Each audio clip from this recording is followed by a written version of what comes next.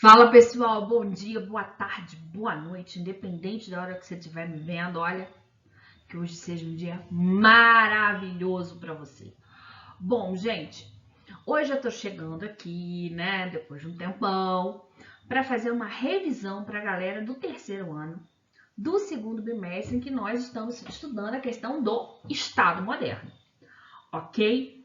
Então, tudo que eu vou falar hoje, grava para sua prova.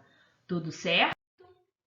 Bom, gente, sempre que nós estamos, né? Ou melhor, quando nós vamos falar sobre a questão de um Estado, a gente primeiro precisa caracterizar o que é um Estado. Então, primeiro, para ser um Estado, eu preciso ter um povo.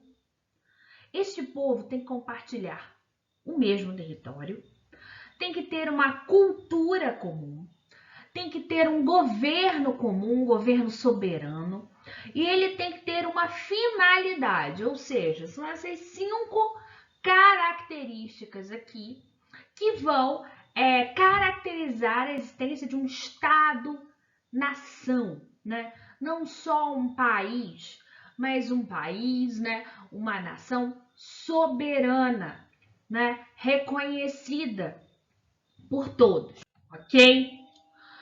Bom, gente, as principais características do nosso Estado moderno, tá?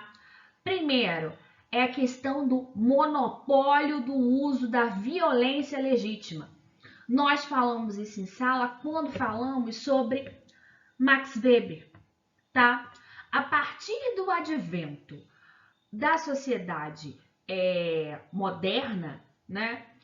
Do Estado moderno, foi necessário acabar literalmente, tá, com a possibilidade dos indivíduos agirem por vingança, né?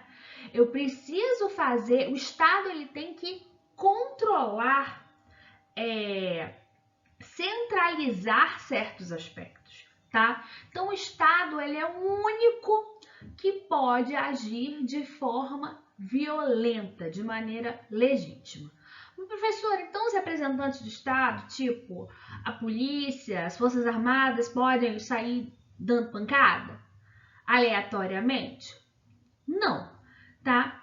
Mas eles são os únicos que, em caso de extrema necessidade, que ele pode utilizar de algum meio violento para prevenir um dano maior, tá?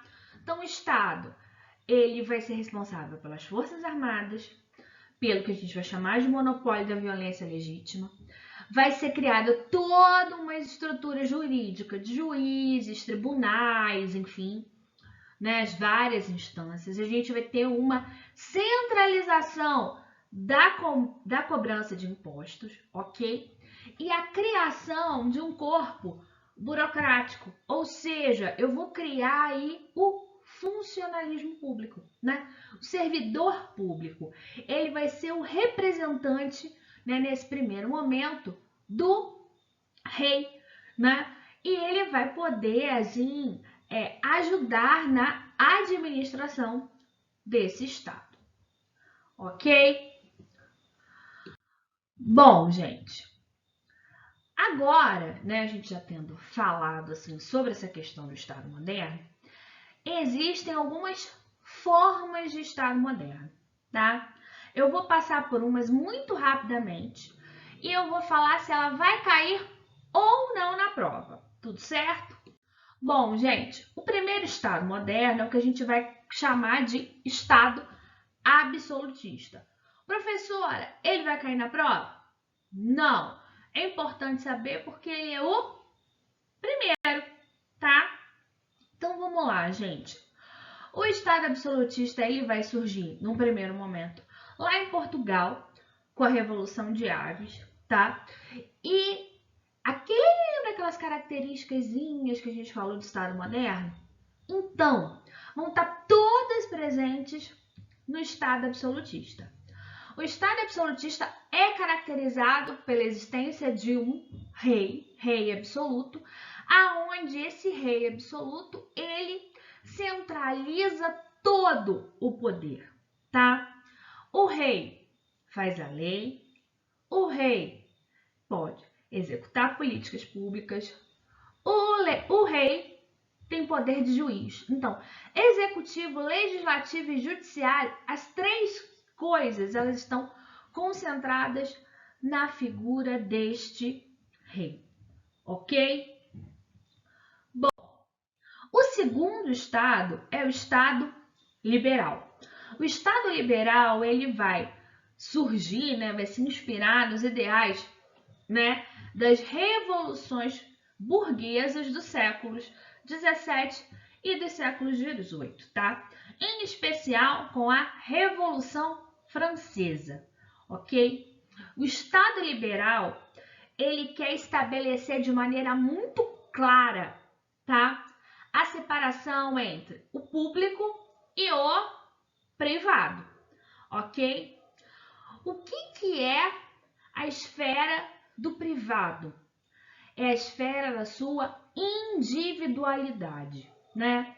Aquilo que você faz, vamos botar assim, dentro da sua casa, né? Aquilo que você pensa. E o que é a esfera do público? Aquilo que você faz do lado de fora da sua casa, tá? A maneira como você trabalha, a maneira como, vamos botar assim, você se relaciona com o Estado, tá? A maneira com que você vota, ok? Bom, gente, de acordo com o Estado liberal, que é um processo meio que de aversão, vamos botar assim, ao Estado absolutista, onde, lembra, o rei concentrava tudo? Agora o Estado liberal, ele acredita que o rei, né, ou o presidente, enfim, ele deve, né, ter o mínimo de poder possível. Ou seja, o Estado ele tem que ser mínimo. O Estado ele não deve, tá, interferir, né, na economia, por exemplo, coisa que o rei absolutista fazia muito tranquilamente, né? O principal teórico do Estado liberal é o inglês Adam Smith, e ele vai falar sobre o que ele vai chamar de mão invisível do capital. Segundo ele, o Estado ele não tem que ser responsável pela questão econômica, né? Isso ficaria a cargo da iniciativa privada. E de acordo com as leis de mercado, né, que seriam leis da oferta e da procura, né, o mercado se autorregularia sem ter essa necessidade da figura do rei, ok? Então é um momento em que eu valorizo a questão das liberdades individuais, liberdade de expressão, liberdade de opinião, né, liberdade de pensamento. É um momento em que eu tenho uma defesa da propriedade privada, né? Se a gente pensar em oposição ao absolutismo, né? Não é que não existisse essa propriedade privada, mas o rei poderia, né? Tomar posse, reaver de alguma forma, enfim. E no Estado liberal, não. A intervenção no Estado é uma intervenção mínima, né? As empresas entre si, né, elas vão conseguir se autorregular.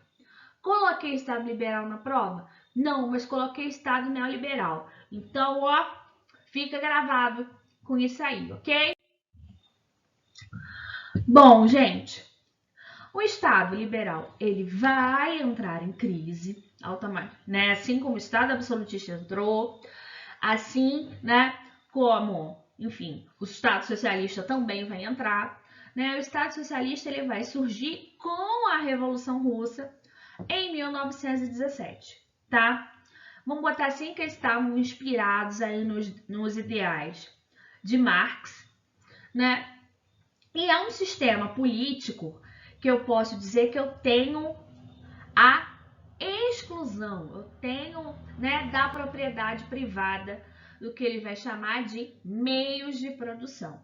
Então eu vou acabar com essa divisão da sociedade em burguesia e proletariado, tá? E eu vou defender uma transformação transformação completa na questão do trabalho e da apropriação da riqueza. Ou seja, eu vou, tudo vai se tornar, vamos botar assim, propriedade, as empresas vão se tornar propriedade do Estado e eu não vou trabalhar pelo enriquecimento do meu patrão. Eu vou trabalhar pelo enriquecimento do Estado, tá? Então, o Estado socialista, a gente tem que pensar que vai ser um Estado autoritário, extremamente autoritário, ok? Professora, mas a gente está falando de ditadura? Marx, quando fala em implantar o socialismo, ele fala em ditadura do proletariado. Mas não é que ele queria, efetivamente, a existência dessa ditadura. O que ele vai dizer para a gente é que o socialismo é um estágio, vamos botar assim, intermediário entre, o Estado liberal e o comunismo, que seria, vamos botar assim, um socialismo democrático. Vamos botar nesses termos, tá? Bom, voltando. E aí eu tenho um Estado autoritário, eu tenho uma economia que, quanto no Estado liberal, a economia ela era completamente colocada na iniciativa privada, Agora não. A economia ela é planificada. Eu tenho um partido único, eu tenho uma divulgação de uma ideologia, de um culto à personalidade bastante grande, ok? Bom, gente, a partir dos anos 30, na Europa, a gente vai ter aí o advento de dois estados, o Estado nazista e o Estado fascista, o Estado nazi-fascista, que também são governos autoritários, tá? De direita, tá? Em que, enquanto no primeiro eu tinha uma valorização dessa questão dos direitos sociais, então, eu queria dar uma condição de vida melhor para as pessoas. No Estado nazi-fascista, não, eu queria um Estado autoritário, culto à personalidade, também um partido único, mas eu tinha um Estado extremamente racista, que acreditava nessa questão da superioridade da raça ariana, que buscava, vamos botar assim, nacionalizar, as empresas estrangeiras, ou seja, eu queria afastar qualquer grupo financeiro que fosse também estrangeiro, tá? Bom, vamos falar bastante na prova, e aí eu quero que vocês foquem no estado de bem-estar social, ok? Quando o Estado liberal ele entra em crise, principalmente a partir da quebra da Bolsa de Nova York, da crise de 29, um economista chamado John Maynard Keynes, ele vai criar toda uma teoria econômica que vai ser chamada de bem-estar social, ou então de keynesianismo, que ele acredita agora que a economia ela não deve se autorregular. O Estado ele precisa intervir diretamente na economia para garantir o pleno emprego, para garantir a produção, o consumo, E ele tem que estar ali para intermediar as relações, entre patrões e empregados, e também tem a missão de garantir uma assistência social. Então, o estado de bem-estar social, eu brinco que é um capitalismo humanizado, O estado de bem-estar social ele vai rivalizar com o estado socialista, ok? Nós temos que pensar que durante, né, pós aí Segunda Guerra Mundial, eu tenho, né, um mundo dividido em duas áreas de influência. Áreas de influência capitalista e socialista, né? A capitalista era, vamos botar assim, representada, né, pelos países que tinham esse estado de bem-estar social. Ou seja, eu tinha essa questão da liberdade, vamos botar assim, da liberdade de expressão, de uma diferença entre as pessoas, da não necessidade das pessoas terem uma condição parecida, mas que todos tivessem aí uma condição digna de vida. Eu tenho um pacto social, tá, que visa garantir o bem-estar das pessoas, ok? Com o final, né, ou a partir da década de 70, em que a gente vai ter aí duas grandes crises do petróleo, tá? Esse estado de bem-estar social ele vai entrando literalmente em crise, ok? Manter, vamos botar assim, essas conquistas sociais começou a se sair muito caro, tá? E para isso a gente vai começar um processo de desmontar esse estado de bem-estar social. Mas, professora, é só porque ele se tornou caro? Também. Mas não só por isso, tá? Da onde você tirou isso, professora? Pensa comigo. Esse final aí dos anos 70, anos 80, eu tenho já a União Soviética, né, entrando em crise. Então, se eu não tenho mais um modelo econômico eficiente para rivalizar, né, eu agora posso diminuir esses meus direitos sociais, tá? E o estado de bem-estar social vai ser substituído pelo estado neoliberal, ok? O estado neoliberal ele vai ter, vamos botar assim, duas grandes figuras, né, representantes. Margaret Thatcher, né, na Inglaterra, e Ronald Reagan nos Estados Unidos. De acordo com eles, tá? Eles vão fazer um retorno, né, ao pensamento liberal, por isso, neoliberal, e eles vão dizer o seguinte, que o cidadão deve ser o responsável por garantir o seu próprio bem-estar, ok? Então, agora o Estado ele tá, se isentando. Olha, você quer uma educação de qualidade, você quer uma saúde de qualidade, você quer morar num lugar bacana, ótimo. Dá seu jeito, trabalhe bastante para que você possa ter tudo isso. Então, o neoliberalismo ele vai se caracterizar por uma diminuição dos gastos públicos, com habitação, com saúde, com educação, com previdência. Eu vou ter a privatização de empresas públicas, essa criação de grandes empresas públicas foi obra do Estado de Bem-Estar Social, né, que eu criava empresas para poder empregar as pessoas. Eu tenho uma flexibilização das leis trabalhistas, ou seja, eu tenho aí literalmente uma redução dessas leis trabalhistas com o objetivo de, vamos botar assim, baratear, né, o custo para o empresário, né? Eu tenho a criação de um estado mínimo. O estado ele tem que ser responsável por garantir, vamos botar assim, não o pleno desenvolvimento dos indivíduos, mas para garantir a ordem social. O pleno desenvolvimento dos indivíduos é problema dos indivíduos, ok? Então, a valorização do livre mercado, da livre iniciativa, valorização da meritocracia, né? Então, tudo isso são características do Estado neoliberal, que eu também vou abusar, né, no sentido de questões sobre ele na prova, tá?